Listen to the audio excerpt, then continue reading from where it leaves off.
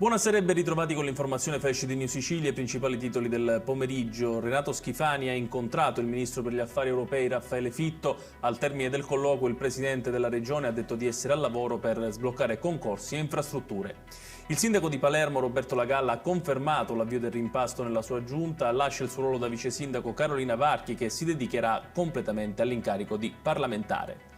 Aprirà a Pozzallo, in provincia di Ragusa, il nuovo centro di permanenza per il rimpatrio siciliano destinato a ospitare i migranti. Lo ha annunciato il ministro dell'Interno Matteo Piantedosi. È affondato un veliero di 15 metri mentre era ancorato nel golfo di Taormina. Non si conoscono al momento le cause di quanto accaduto sull'imbarcazione di proprietà di uno straniero. Non era presente nessuno. E chiudiamo con il meteo.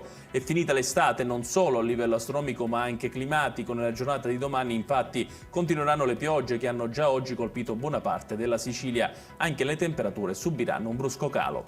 Ed è tutto per questa edizione. Tutti i dettagli su queste notizie li trovate sul nostro sito www.newsicilia.it. Grazie per averci seguito e arrivederci.